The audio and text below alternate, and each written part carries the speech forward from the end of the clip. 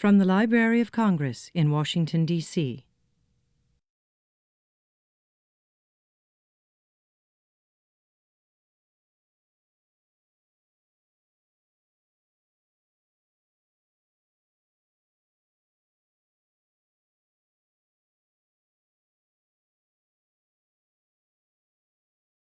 Good afternoon. Welcome to our lecture this afternoon here at the Kluge Center. My name is Jason Steinhauer, and I'm a program specialist with the Office of Scholarly Programs in John W. Kluge Center.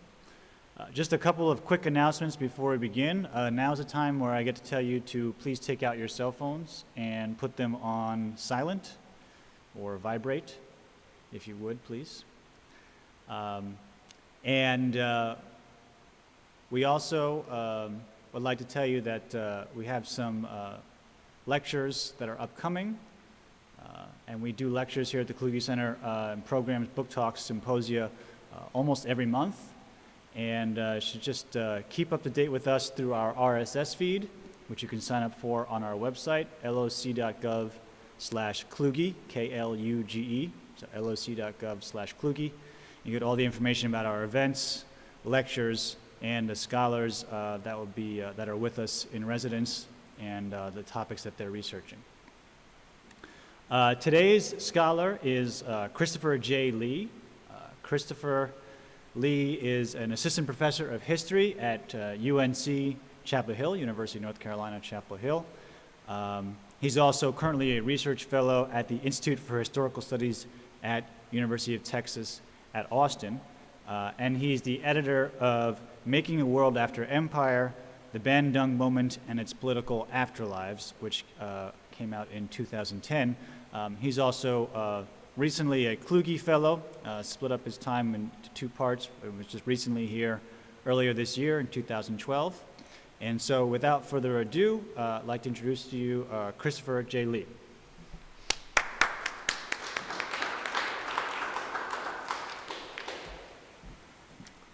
Thank you, Jason, and thank you all for coming. What I plan to do today is, as Jason hinted at, is talk about my research here at the Kluge Center. I've been here for 2 summers. I was here in the summer of 2011, and then this past summer of 2012, I've been doing work on the Cold War in the Indian Ocean. The initial basis of my work is the 1955 Asian African Conference in Bandung, Indonesia. But I've since expanded beyond that up until 1979, and I'll get to why that particular year is important.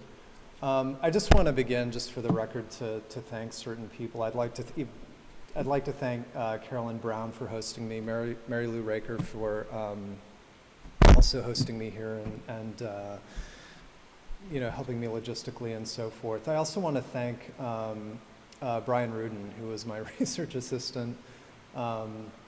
Probably most research assistants go unheralded at the Library of Congress, but he in fact was a fantastic assistant, so I just would like to thank him for his work. Given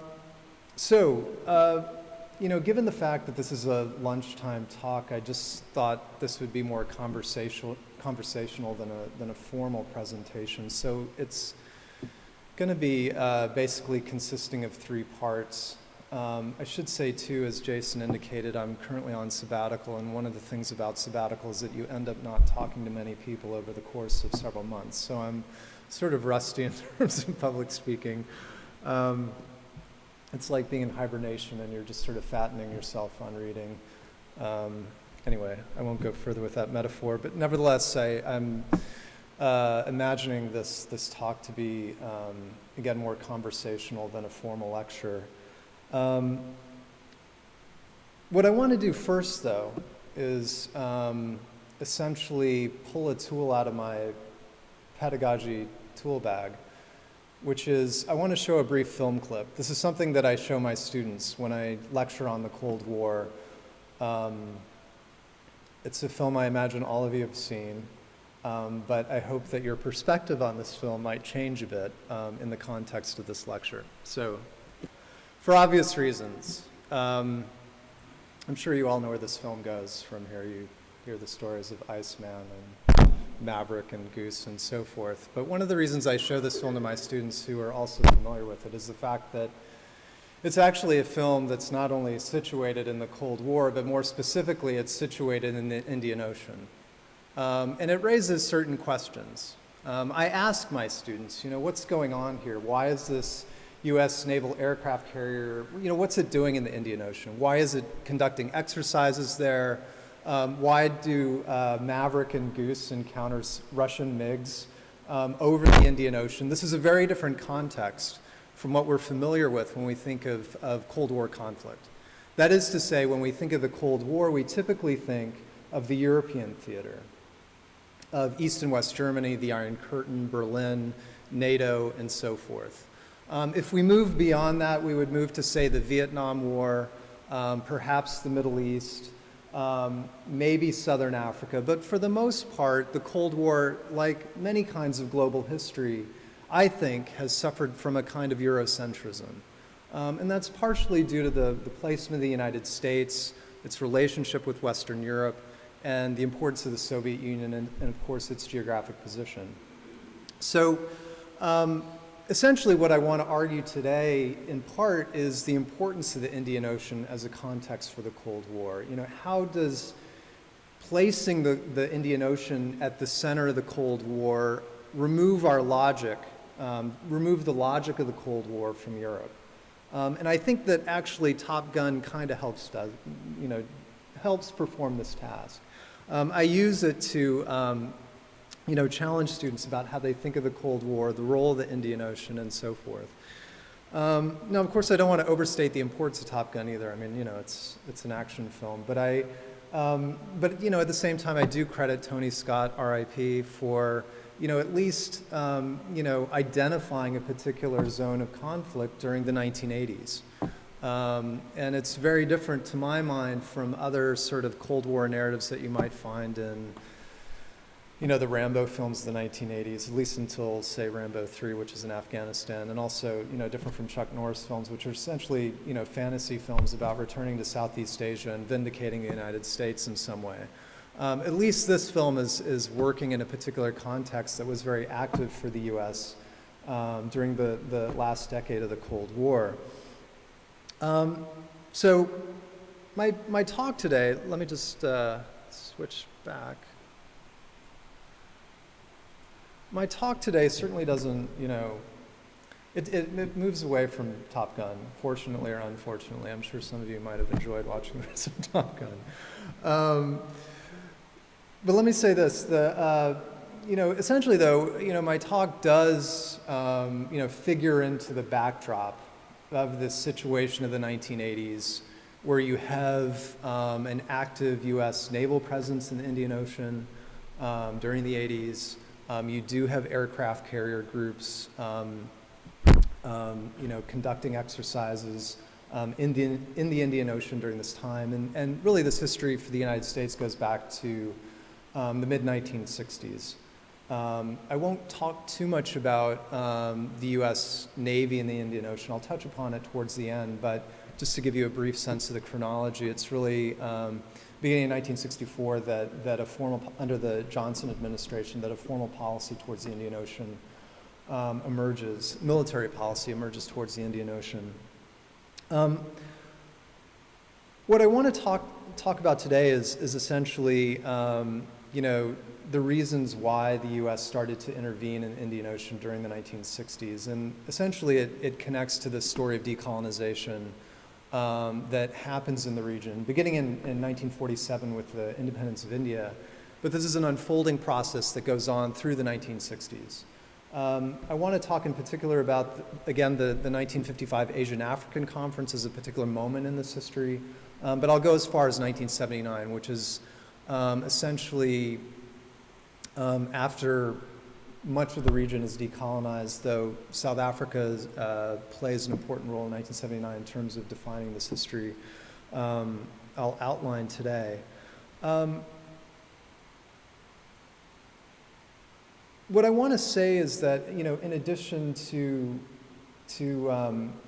thinking about having the Indian Ocean be an important point for rethinking the Cold War, I also think it's an important context for thinking about ideas of peace during the Cold War.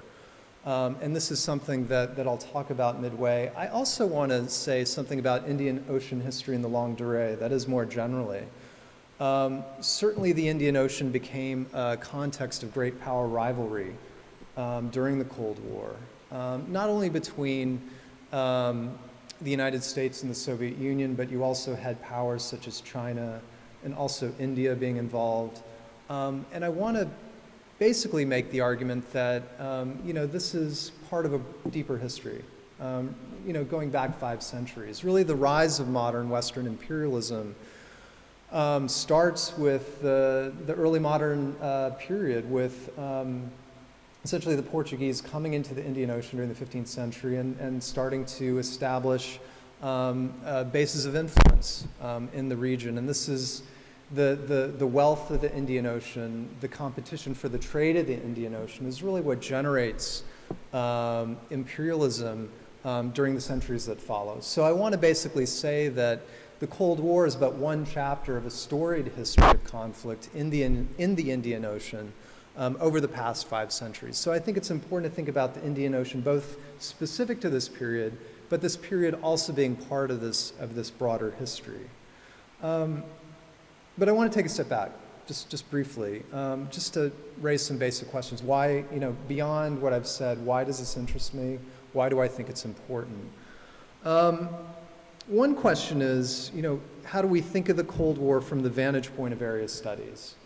And as I've already suggested, much of the literature on the Cold War has tended to focus on the European context. This has started to change, and moreover, it started to change in an interconnected way.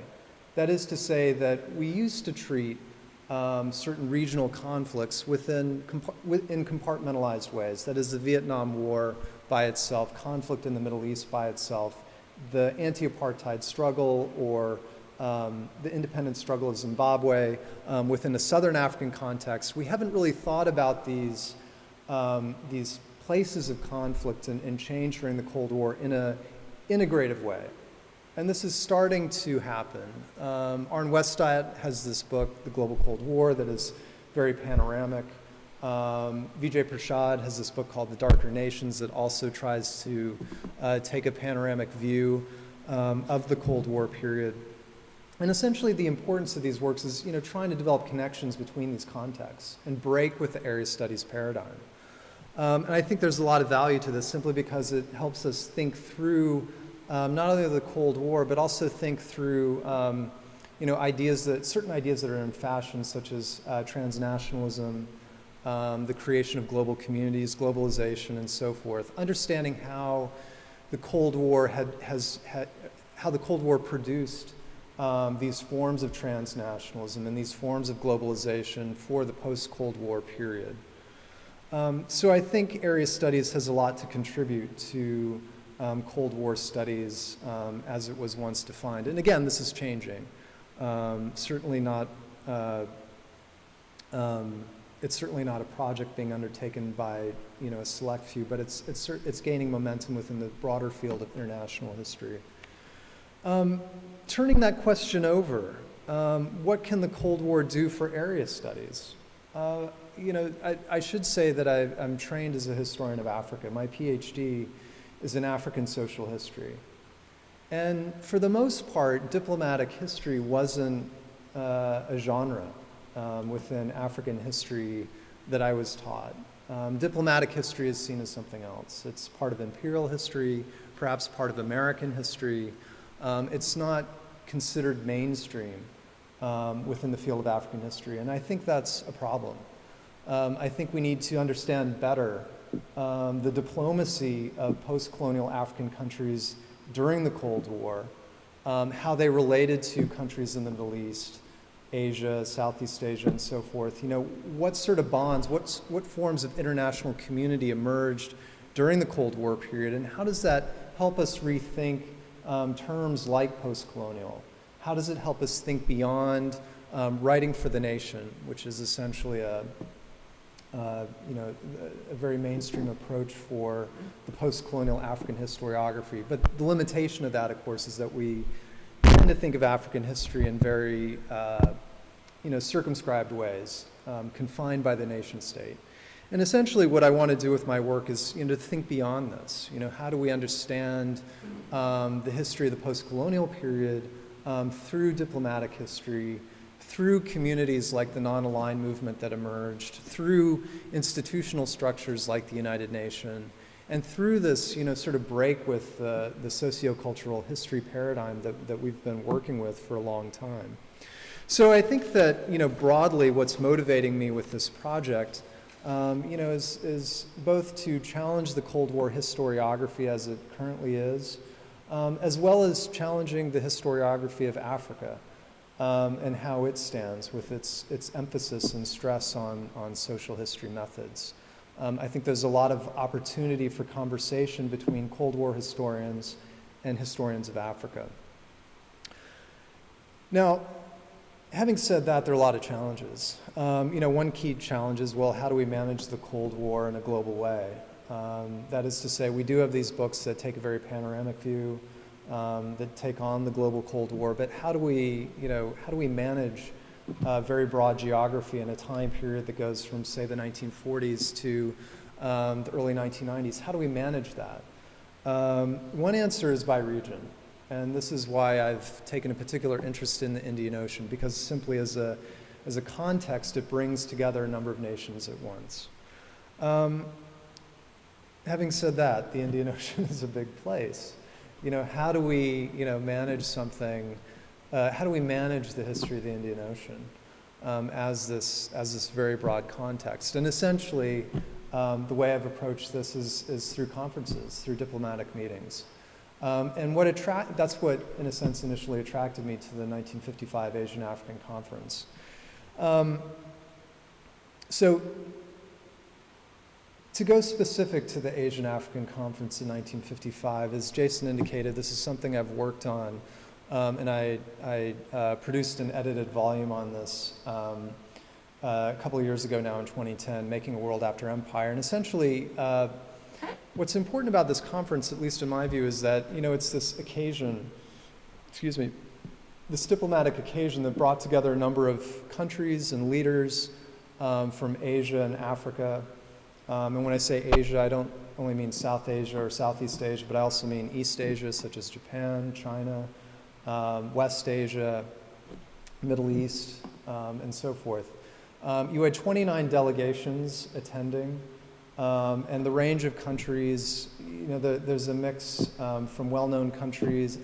All these countries are known, obviously, but some of the leading countries include Egypt, Indonesia, of course, India, Pakistan, the Philippines, China, Japan, Iraq, Saudi Arabia, so on and so forth. It wouldn't be very interesting for me to go through the entire list, but we're talking about a number of significant countries. On balance, most of the countries were Asian simply because much of Asia had decolonized at this point. However, you did have delegations from parts of sub-Saharan Africa. That is, delegations from Ethiopia, Ghana, which was still the Gold Coast. Ghana did not become politically independent until 1957. So it's important to note that with the Asian African Conference, we're not just talking about post-colonial countries, but countries also not quite independent, but certainly facing a future of political independence and certainly thinking on those terms. So I view the 1955 Asian African Conference as this moment of transition, this diplomatic moment during this period of decolonization, but it's also a moment of Cold War escalation. One of the initial catalysts for this meeting in '55 was the founding of SEATO, the Southeast Asian Treaty Organization, and the intervention of the United States within Southeast Asian affairs. This is also in '55, that is a year after the '54 Geneva conference that divided North and South Vietnam. You had tensions between China and Taiwan. The Korean War had just, not quite concluded, but had just reached a truce. So you had a lot of things going on in Asia at the time that essentially were hotspots for the Cold War. And this was of concern to two post-colonial leaders in Southeast Asia and South Asia, people like Jawaharlal Nehru, Sukarno, and the person who really sought to push forward this idea of an Asian-African conference was Ali Sastro Atmojoyo, the foreign minister for Indonesia. And he was a person who was a diplomat who was anti-Western in orientation. He was very concerned about the intervention of the US in Southeast Asia. And so it was his idea to essentially hold a conference in Indonesia that could bring together a number of countries to think about this period that they were living in, to think about the process of decolonization that was occurring in the world, as well as this new context, this new horizon that threatened a kind of neocolonialism that would affect the sovereignty, the political interests of countries in Asia and Africa. I've mentioned some names so far, but one of the, just to give a sense of the people who attended, Jawaharlal Nehru, the leader of India, was there. Sukarno, of course, was the host for Indonesia. Gamal Nasser was there. He had come to power in Egypt in 1952. This, of course, was, in terms of Egypt's history, he came to power through essentially a military coup. So this was an important moment for Nasser to legitimate himself among world leaders. It should also be noted that he was quite young at the time. He was 37 years old. So it was also an opportunity for him to rub shoulders with people like Nehru and Sukarno, who were older and had illustrious histories of leading their countries to independence. Zhou Enlai, the foreign minister for China, the People's Republic of China, was also there. This was also a very, very important occasion for China insofar that China was essentially facing this problem of legitimacy, that you had essentially a world that wasn't quite, at least the United States and other countries, unwilling to recognize the sovereignty of the PRC. As a result of tensions with Taiwan and so forth, this Cold War context. And so Zhou Enlai's attendance at the Bandung meeting was essentially to, start this process of legitimation in the view of its regional neighbors, as well as countries in Africa. And certainly China-Africa relations today are quite important, and we can trace, I think, this contemporary history back to this period of the early Cold War. It's also important to note that you had a number of Americans in attendance. Richard Wright, perhaps being the most important and well-known figure. Richard Wright, the African-American novelist, who at the time was living in Paris. He attended the conference. He wrote a well-known book that actually has really shaped a number of images of the meeting. The Color Curtain, which came out in 1956. But you also had U.S. Congressman Adam Clayton Powell, who was a representative from Harlem, Congressional District of Harlem. Also George Cahan, a leading scholar of Southeast Asia who helped establish the Southeast Asian Studies program at Cornell University, which of course is very well known today. He was also there and produced a very valuable set of documents from the meeting. Another person, and I say this somewhat cautiously because I haven't actually confirmed this, but James Michener, of all people, the author of really thick historical novels, he apparently attended. Of course, he had an interest in Asia, wrote Tales of the South Pacific, was a veteran of the Pacific War. Tales of the South Pacific won the Pulitzer Prize. So he had an interest in Asia. But I haven't been able to confirm this. There's also a lot of mythology about who was at the meeting. Ho Chi Minh was not at the meeting. Joseph Tito was not at the meeting, even though Tito helped establish the non-aligned movement in 1961.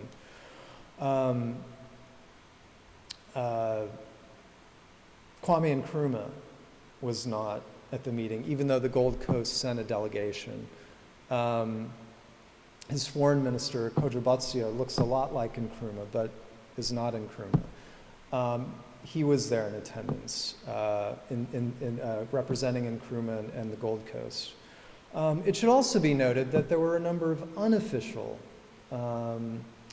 delegates as well, particularly close to my interest, Moses Kotane, who was a member of the South African Communist Party, went to Bandung to express the interests of SACP, the South African Communist Party, as well as the African National Congress, met with Nasser, spoke to delegates about the anti-apartheid struggle. And it's one reason why in the final communique that was produced by the conference that you have specific items mentioning the problem of apartheid in South Africa. So it's this meeting that drew a number of people, and for this reason it's also, sort of produced a kind of mythology, which, works in different ways. On the one hand, certainly I personally think, and I argue, that this meeting is important. However, we also must not, overstate its importance either. That is to say, certainly there were important meetings before and after. And it's important to, not anchor the history of the Third World or non-alignment with this particular conference. The non-aligned movement itself was formally established in 1961. But having said that, I do think it's a significant event during the history of the Cold War, and certainly it was important to delegates at the time. So I want to basically give a sense of I want to basically show some pictures and give you a sense of what the conference is like. These are photographs that I've collected.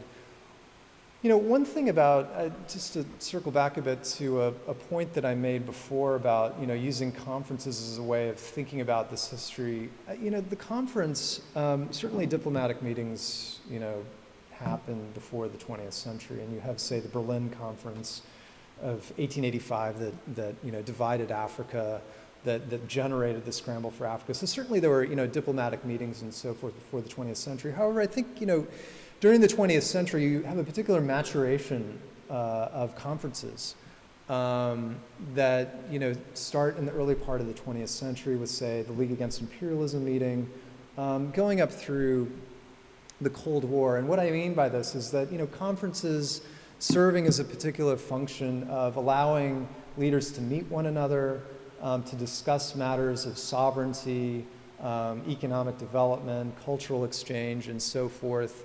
I think it's easy to sort of disregard conferences and say, yes, well, of course they happen. Diplomatic meetings are, just a part of international relations and so forth. But I think it's important to historicize these things and understand who's attending, what happens, and actually just sort of what do I want to say, not just the practice of having conferences, but what actually goes on, sort of the cultural life, the social life of these conferences. And one of the things that struck me about a lot of the photos for the Asian African conferences is that there are essentially a lot of photos at the airport, people arriving by jet to Indonesia. And this is a photo from the airport in Bandung. And I should say, one thing that's missing is a map of Indonesia. Just briefly, if you know where Jakarta is in the western part of Java, the main island of Indonesia, Bandung is about, I would say an hour outside to the east of Jakarta. Today, depending on the traffic, I guess. But it's given the fact that Jakarta is a crowded place and so forth. But it's a city outside of Jakarta. It's a university town. There's a university there. It's also, during the colonial period, it was seen as a place to go on the weekends. Today it's quite crowded and congested and polluted, and it might be hard to imagine it as a place of leisure. But at the time it was seen as this, this area to relax, to be outside of the city. And it's one of the reasons that it was chosen as a location for the conference, that it was slightly removed from the busyness of Jakarta. Let me just put this here. So this is a photo of the airport in Bandung.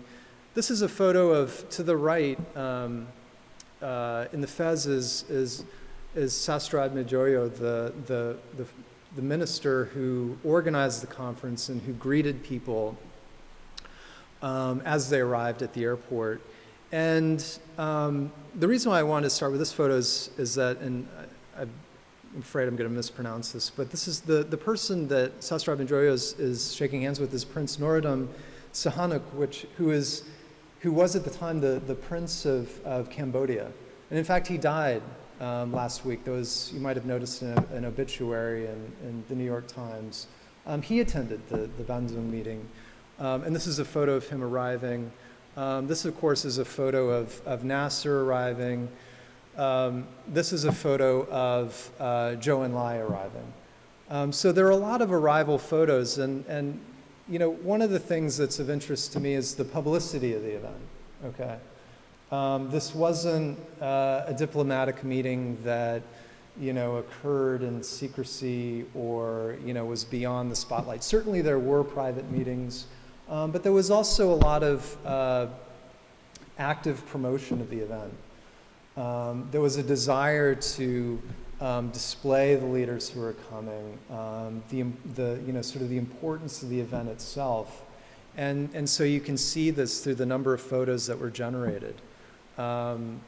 This is also, you can see at the very bottom, Zhou Enlai, another airport photo. In this photo, you can see Nehru to the bottom left.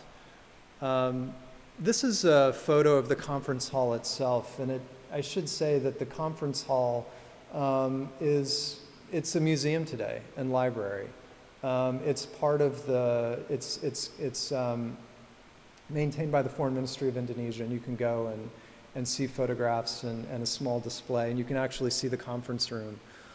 So the conference room itself is, like any conference room, it was large, but not too large.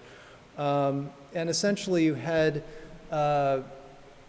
opening addresses being given. I feel like I skipped over this, but the conference itself lasted for 7 days, from April 18th to the 24th of 1955.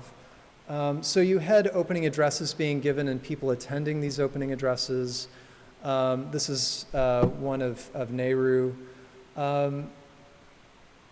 This is one with Nasser. Again, you can see just the amount of press coverage that's occurring with not only due to the fact that you had somebody photographing Nasser from this particular angle, but you can see the press to Nasser's right as well as in the mezzanine. There was a lot of publicity for the event. This is a photograph of Sukarno outside of the conference hall. And I should say that most of the delegations stayed at a hotel called the Savoy Home, which is essentially about 100 yards from the conference hall itself. So every morning, delegates would walk from the hotel to the conference hall, and this became known as the Bandung Walk. And essentially, so the hotel is still there. You can stay. I've stayed in it, and it actually also has some photographs of the meeting as well. But what was particularly popular was that these leaders would walk, on a closed street from the hotel to the conference hall, and so you would have photographs like this of Zhou Enlai walking through the street towards the meeting. And so there's a kind of street photography element to this.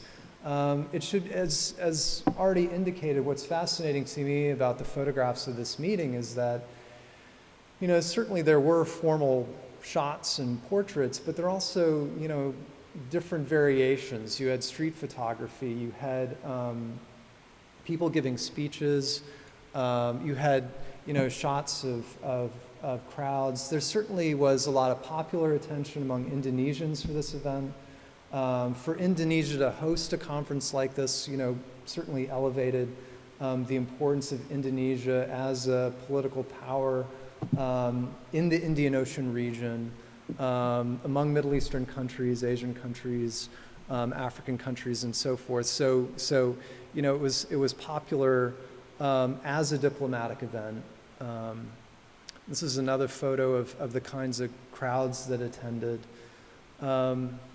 In this photo here, you can see Nasser. He's turned away from the camera, but you can see him, and again, the crowds that would show up to watch these diplomatic leaders attend. Now, certainly, there was, business to be undertaken, and there was a lot going on during the meeting. This is, and as I said, there was an attempt on the part of the press to cover the events on a daily basis. And this is essentially a photograph of one of the press pools that are, taking down notes and writing stories of the day. Another photo of the press coverage. More journalists. Again, these are photos that I've uncovered through research here at the Library of Congress, as well as in Indonesia and other places. Again, a photo of the press corps.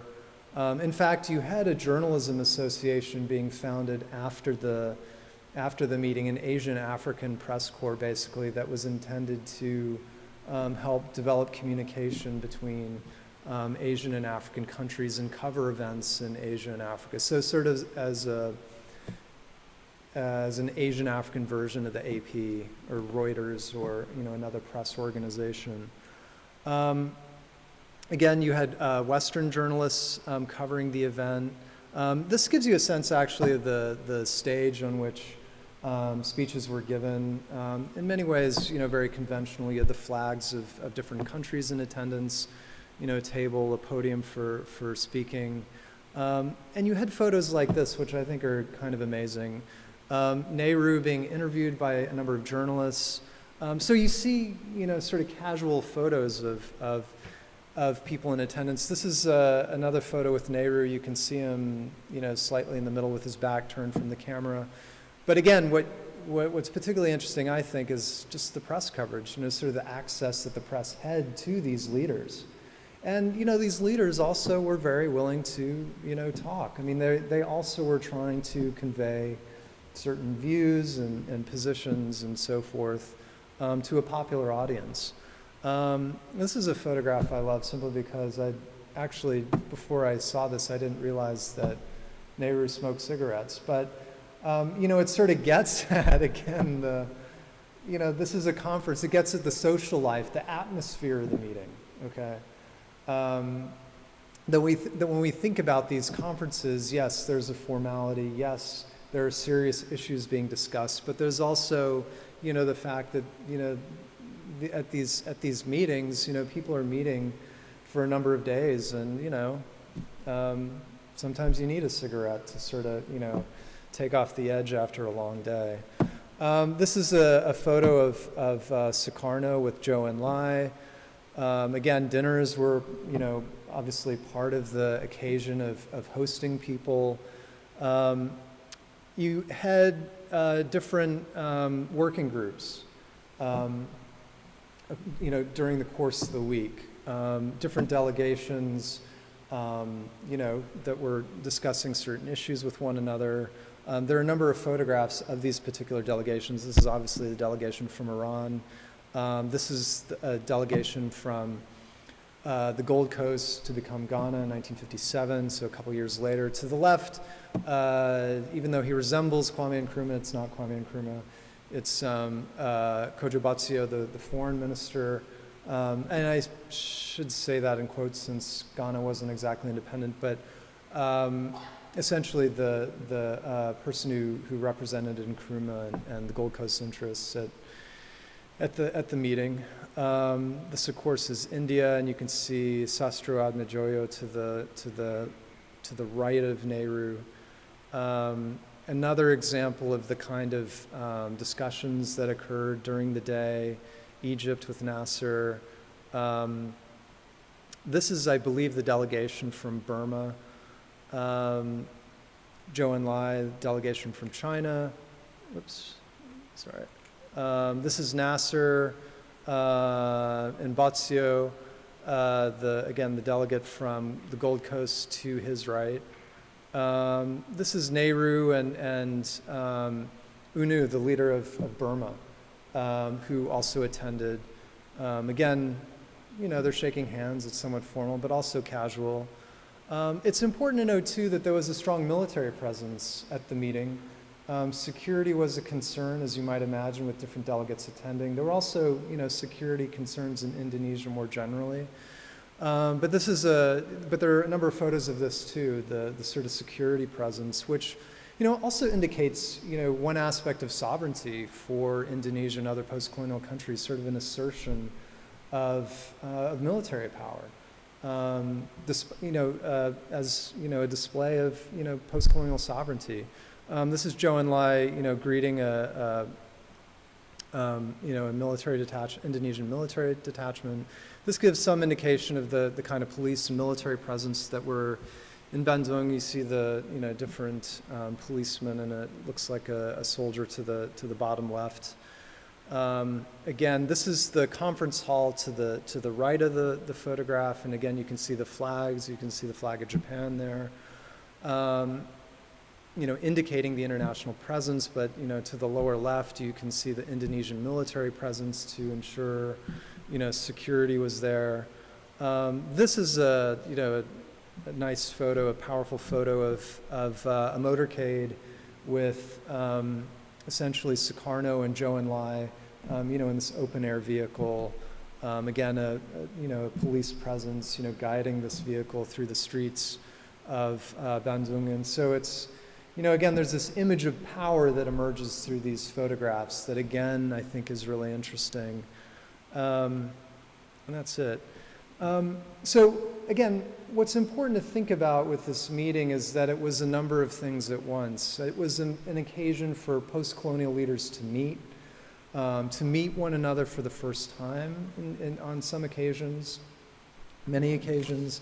It was an occasion to talk about certain issues, and these issues range from economic development to exchange of technology to cultural exchange, a number of items. It wasn't reducible to any particular position. It's important to note that this sort of mix of formality with more leisurely occasions, whether it's having dinner, smoking cigarettes, just talking to other delegates in the hall, this kind of thing. So there's a kind of camaraderie that developed through the conference. And of course, what emerged from that is this idea of the Bandung spirit, which, essentially is, it's kind of this elusive idea, but essentially it's this, it's not obviously nationalism, it's not quite, a strict form of solidarity, but it's this feeling of camaraderie that came through the meeting, and the idea that, we're these new nations who've experienced imperialism, who've experienced colonization, who are facing a world of new conflict between the US and Soviet Union, and we share a kind of common bond through our past as well as through our future. And so the Bandung spirit is something that in many ways continued and helped to memorialize this conference for a number of people. In many ways, it also mythologized it. So, it's important to understand, what was actually accomplished at the meeting. And this is where I want to go next. That marks a turning point for me. Essentially, the key document that was produced at the meeting was this final communique, which is a document of only, several pages, but it has a number of important bullet points. Okay, I'm running short of time. But essentially, the one of the key things that I want to focus on is essentially the idea of world peace, which I realize in retrospect might seem as a very rhetorical flourish for a conference of this kind, to simply make a statement that there's a desire on the part of delegates to achieve world peace. But on the other hand, I think it's crucial to understand the context of the 1950s in which these countries were living. That is, this is still the early adolescence of the nuclear age. And the fact that you had one delegate, that is Japan, experience directly the destructive force of nuclear weapons, at the end of World War II. With the Pacific Proving Grounds in the Marshall Islands and the Pacific, you had the United States basically conducting a number of nuclear tests starting in the late 1940s and through the 1950s, through the Bandung meeting. And certainly while, you know, the Pacific Proving Grounds are somewhat remote, you know, the fact that it's in the Pacific region certainly was an exercise of U.S. military power in the region, asserting a U.S. kind of, asserting U.S. influence in the region. But you also had a number of other, you know, moments, events of testing that I think are also important that are important to mention. Great Britain, its nuclear tests. The first nuclear device it tested was in 1952, so several years before the Asian African Conference. And the test occurred in the Montebello Islands off the western coast of Australia, that is, in the Indian Ocean. So you have this assertion on the part of the British to also use nuclear testing as a way to you know, assert its military power. And again, you know, the Indian Ocean was once referred to as a British lake. That is due to the fact that, you know, you had the British Empire of East Africa, South Africa was a member of the British Commonwealth, and of course India. So, you know, in 1952, the British had lost India.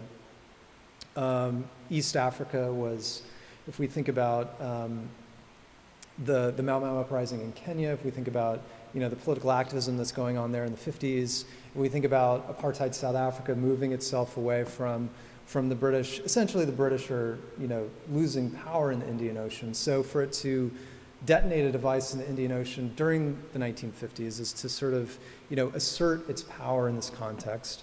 It's important to note that the French didn't test a device until 1960, but it tested its device in Algeria in 1960 during the Algerian Revolution, which is to say that it's another example of an imperial power in decline asserting itself in this context, in this colonial context. It's also important to note that the Soviet Union detonated its first device in 1949 in Central Asia, what is Kazakhstan. So the basic point that I want to make is that, you know, essentially Asia and Africa were important sites for the testing of nuclear devices, you know, during the first 2 decades of the nuclear age. And so the fact that attendees at the Asian African Conference, you know, sought world peace, it's not just a rhetorical flourish. They actually were, you know, facing, you know, this practice of nuclear testing, you know, within this context of Asia and Africa and the Indian Ocean.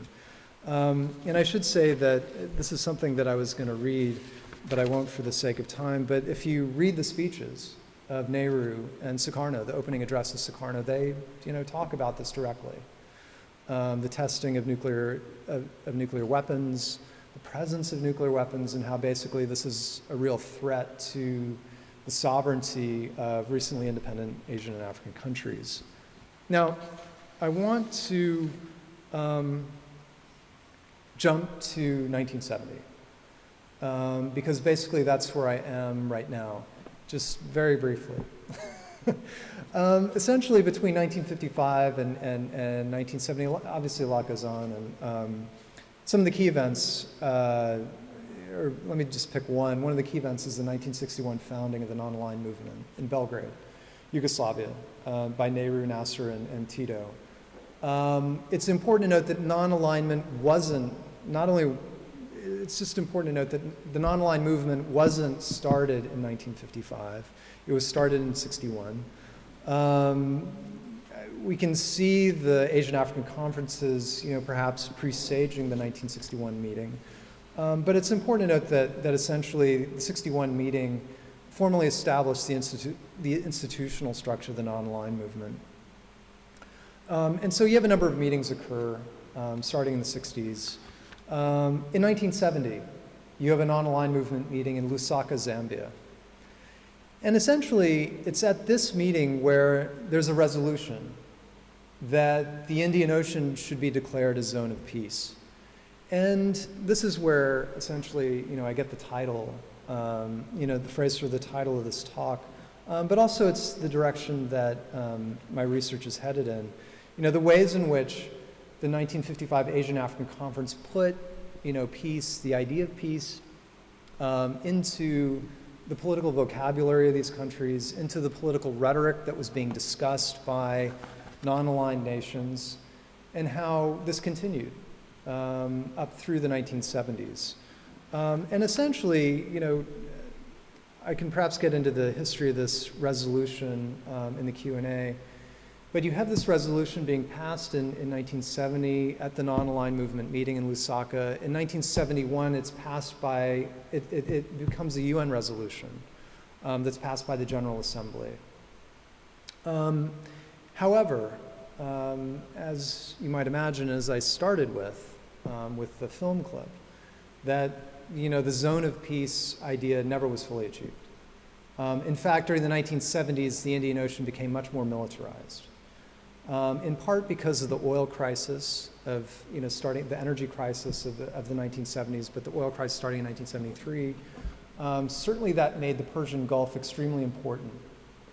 And the United States was very concerned about, essentially the petroleum that was coming out of the Persian Gulf and ensuring that it reached the United States and Western countries. Another important site that has become more popularly understood simply because it's been written about in several new books, but also through Operation Enduring Freedom in Afghanistan that's still going on. The military base in Diego Garcia that essentially is dead center in the middle of the Indian Ocean. This also was a concern. In fact, it was one of the catalysts for the Zone of Peace resolution, and it continued to be important during the 1970s. So essentially, you have a lot going on during the 1970s that essentially are leading to the increasing militarization of the region, despite this declaration in 1970 and this resolution in 1971. To cap off the decade of the 1970s, though, you have this particular moment involving South Africa and Israel, known as the Vela incident in the southern Indian Ocean. And this is what I'll finish on. Essentially, the Vela incident is named after a Vela satellite, VELA, that detected a flash of light in the southern Indian Ocean that basically the Carter administration determined was a nuclear test. And a nuclear test conducted by South Africa and Israel. This has since, become more and more declassified.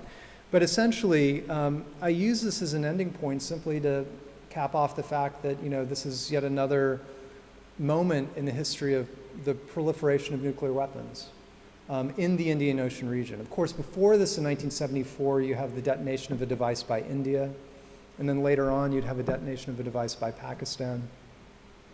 But essentially, by the end of the 1970s, the Indian Ocean was not a zone of peace at all, but in fact, a zone of conflict. So that's just a very brief chronology of what I'm working with. And just some three basic points then to conclude with. Again, I think if we use this idea of peace, and if we trace it from 1955 with the Asian African Conference up through the 1970s, that is with the resolutions of 1970 and 71, and then think about the military history of the Indian Ocean during the 1970s, I think it points to the significance of the Indian Ocean as a context for understanding the Cold War. That is, again, moving away from what I see as a kind of Eurocentrism that exists in terms of how we understand the Cold War. Certainly we have, there are a number of books that address the Cold War in the Middle East, say the Yom Kippur War, for example, 73, or the Vietnam War, or the anti-apartheid struggle as being a Cold War struggle. But we need to continue to expand this, and I think the Indian Ocean is one of these contexts. It's also important to think about, how this conflict and great power rivalry during the Cold War is but another chapter in the storied history of the Indian Ocean as being a site of conflict, as it had been for centuries. And then finally, to go to this aspect of peace, again, I think it's easy to sort of think about peace in generic ways. And I simply, want to make the basic point that peace has a history. And that, it's important to think about its evolution as an idea and practice in historically specific ways across time and place. And I think this particular discourse of peace that emerges in the Indian Ocean region starting in the 1950s and going on through the 60s and 70s is important because it helps explain not only the history of the Indian Ocean, but also during this period, but it also helps explain how ideas of peace circulated and were understood during the Cold War period and during the 20th century more broadly. So thanks very much. I'm sorry I skipped a bit towards the end, but I appreciate it. Thank you.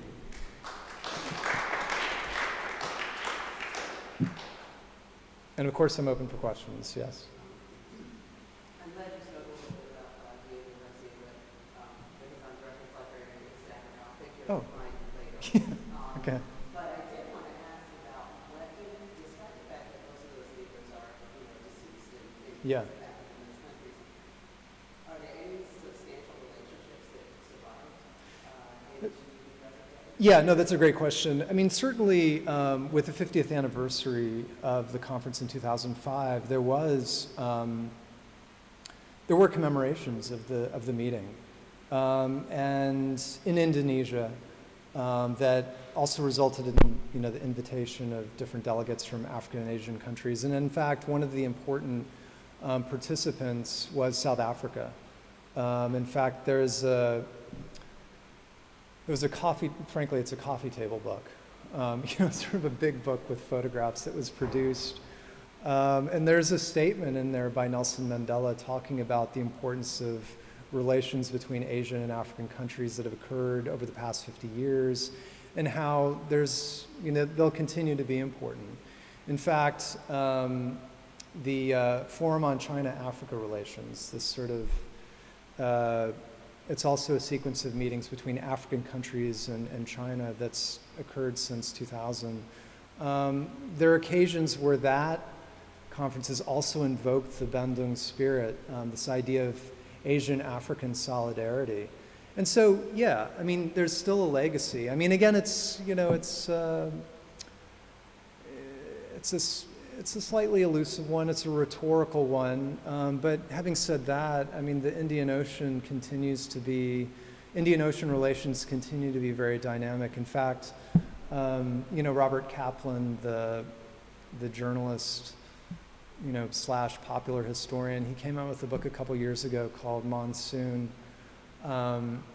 that basically argues that the future of U.S. foreign policy should focus on the Indian Ocean, simply because you have the rise of China, the rise of India, the importance of African resources, the amount of trade that's going across between Asia and Africa, the continued importance of the Persian Gulf. So essentially what he argues is that and he's following what the U.S. military and the United States Navy are also thinking, which is essentially, the NATO alliance, which was so important during the Cold War, its importance is diminishing. That is, the possibility of conflict in the North Atlantic has greatly diminished, and yet the possibility of conflict in the Indian Ocean region has continued to heighten, either with China, but certainly we see it with Operation Enduring Freedom, the American commitment to Afghanistan. So essentially Kaplan argues for the continued importance of this region. So yes, the legacy of the Asian African Conference in 1955 has emerged in different ways. Certainly I like to think that my work is speaking to this political present and to provide a backdrop. So it's not just a backdrop to Top Gun, but also, a backdrop to this more significant political present. Yes? You touched on this a little bit, but using a non-traditional spatial analysis of a body of water, Yeah. I wonder what you see was the advantage and disadvantages of that in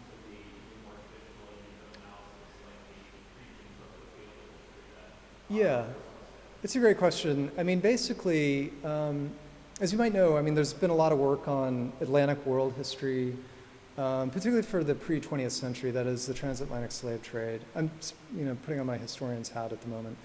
There's just a lot of work on connections and relations and trade and the slave trade between Africa and Asia, Africa and North America and South America before the 20th century. And a lot of work it's produced a lot of interesting work, conceptualizing, the Atlantic Ocean as a space for historical interaction. The Indian Ocean has also received this treatment for the pre-20th century, and what I'd like to do in my work is simply continue that, to move the chronology into the 20th century. I think the benefit of looking at looking at ocean basins as a context is that, it helps you move beyond narratives of the nation state, or even regional narratives, say Southern Africa or East Africa or the Middle East. It provides a sense of interaction, understanding that countries and regions don't exist in isolation, but or even within a particular continental logic, but are interacting with countries that may be quite far away, but nevertheless are interacting and having their outlooks and policies and trade relations being shaped by that. So it's not a solution as such, but it's just another way of thinking about international relations and issues of transnationalism and so forth. So, yeah, sure. Another question.